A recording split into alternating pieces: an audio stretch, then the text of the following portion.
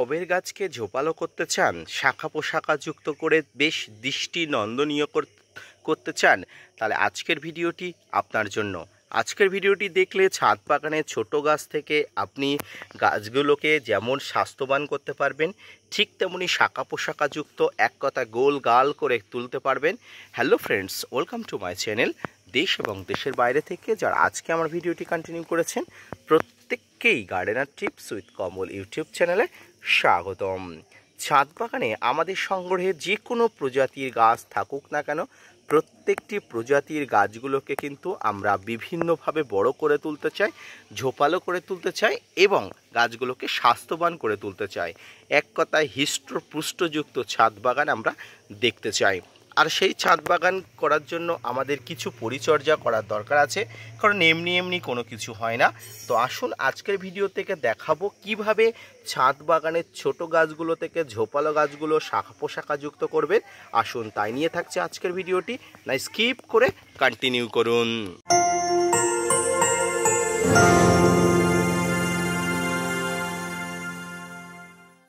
এই মুহূর্তে ছাদ বাগানে যে গাছটি দেখতে পাচ্ছেন, গাছটির বয়স মাত্র 1 বছরের কাছাকাছি, হয়তো 7 থেকে 8 মাসের কাছাকাছি হতে পারে। গাছটি 7 থেকে 8 মাসের কাছাকাছি হলেও গাছটি যে পরিমাণ শাখা পোশাকাযুক্ত এবং ঝোপালো হয়েছে এবং আগামী দিনে আরও শাখা পোশাকাযুক্ত হওয়ার জন্য প্রসেসিং অবস্থায় আছে, দেখলে অবশ্যই আপনারও ভালো লাগবে। কিভাবে শাখা পোশাকাযুক্ত এবং ঝোপালো করবেন সে কথা আমায় এখন জানাবো। প্রথমেই বলি, যে কোনো গাছ বড় করে তোলার জন্য প্রথমে একটা সিঙ্গেল ডাল গড়ে ওঠে। এই সিঙ্গেল ডালের নিচে থেকে অর্থাৎ গুড়ি থেকে মোটামুটি 1-2 ইঞ্চি বা সর্বোচ্চ হলে 10 ইঞ্চি পর্যন্ত কোনো অংশে কিন্তু ডালপালা রাখবেন না। দেখুন আমার ছাদ বাগানের গাছের গোড়া থেকে অর্থাৎ গুড়ি পর্যন্ত, গুড়ির একটা নির্দিষ্ট অংশ পর্যন্ত ছোট গাছ হিসেবে যতটা গুড়ি ধরা হয় আর কি, সেই গুড়ির অংশ পর্যন্ত কোনো ধরনের এখানে কিন্তু পাতা বা শাখা পোশাকা নেই। প্রথম অবস্থায় এটা করবেন। দ্বিতীয় অবস্থায় যেটা করতে হবে, গাছটি যখন বড় হয়ে উঠবে তখন গাছের যে প্রধান ডাল, সেই প্রধান ডালের মাথাটাকে আপনি হালকা করে প্রুন করে দেবেন, নখ দিয়ে প্রুন করে দেবেন।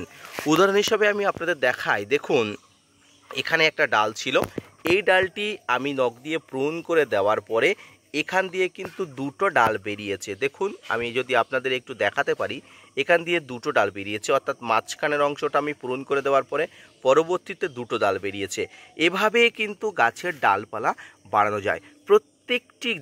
প্রত্যেকটি গাছ কিন্তু আমি এইভাবেই বাড়িয়েছি, প্রত্যেকটি গাছের শাখা পোশাকা কিন্তু আমি এইভাবে এক্সট্রা বাড়িয়েছি।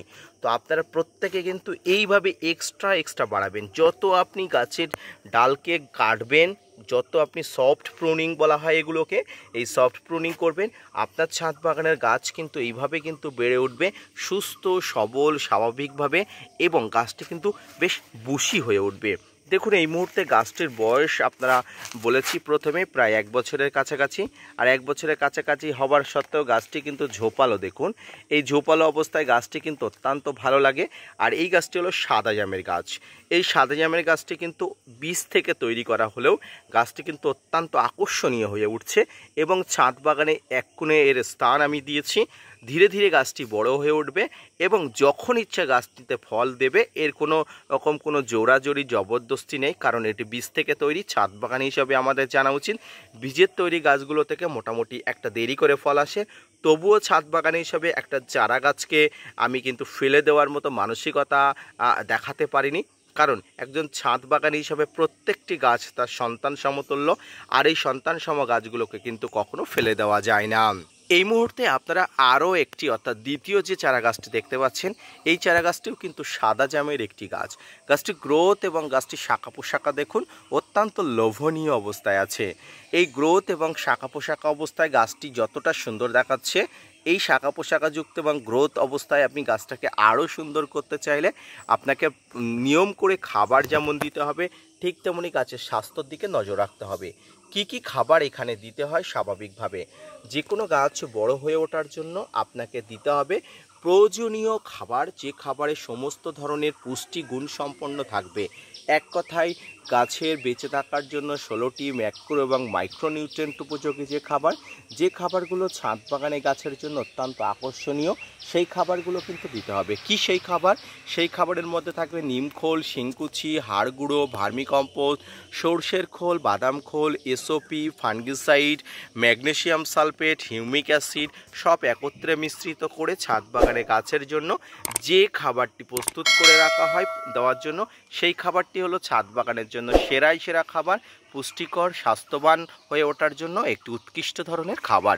দর্শক, এই মুহূর্তে ছাদ বাগানে আমার দুটি ছোট্ট সাদা জামের গাছ আছে এবং এই দুটি গাছ বীজ থেকে তৈরি হওয়ার কারণেই কিন্তু গাছ দুটো অবহেলায় নেই। গাছ দুটি বড় হয়ে উঠছে এবং আমি আমার সমস্ত প্রসেস অ্যাপ্লাই করে গাছগুলো কিন্তু বুশি করে তুলছি। তাই প্রত্যেক ছাদ বাগানের কাছে আমি বলবো যে আপনারা অবশ্যই আপনাদের ছাদ বাগানেরকে সমস্ত ধরনের গাছগুলোকে পরিচর্যা করুন। এক কথায় গাছগুলোকে বুশি করে তোলার জন্য, স্বাস্থ্যবান করে তোলার জন্য আপনাকে অবশ্যই এই পরিচর্যা করতে হবে। এবং গাছের গোড়াটা সবসময় পরিষ্কার পরিচ্ছন্ন রাখবেন, যেমনটা আমি রেখেছি। এখানে কোনো প্রকার জঞ্জাল রাখবেন না, তাহলে গাছে কিন্তু গোড়া হার্মফুল হতে পারে, আক্রান্ত হতে পারে, তাতে কিন্তু অসুবিধায় পড়তে পারেন। এবং আপনার প্রত্যেকটি গাছের এই যে মাথা অর্থাৎ দেখতে পাচ্ছেন, এই মাথা যখন বাড়বে তখন নখ দিয়ে কেটে দেবেন। দেখবেন একটা মাথা কাটায় দুটো মাথা বার হচ্ছে, এখান থেকে গাছটি বুশি হয়ে গেল।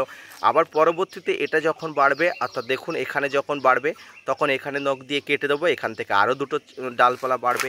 এখানে যেমন দুটো দিলাম, এখান থেকে আরও ডালপালা বাড়লো। এভাবে কিন্তু গাছগুলো বুশি করতে হয়। এই বুশি করার মানে হলো ঝোপালো করা। অনেকে চায় ছাদ বাগানে গাছটি ছোটোখাটো হবে, ঝোপালো হবে, প্রচুর ফল পাওয়া যাবে। তো সেই প্রসেস মোটামুটি অ্যাপ্লাই আপনার করতে হয় এইভাবে ছাদ বাগানকে পরিচর্যা করুন। খাবার, সার প্রয়োগ, ফাঙ্গিসাইড সঙ্গে পরিচর্যার মাধ্যমে আপনার ছাদ বাগানকে সুস্থ, সবল, স্বাভাবিক এবং দৃষ্টি নন্দনীয় করে তুলুন এবং আপনিও একজন সফল অভিজ্ঞ ছাদ বাগানি হয়ে উঠুন। ধন্যবাদ।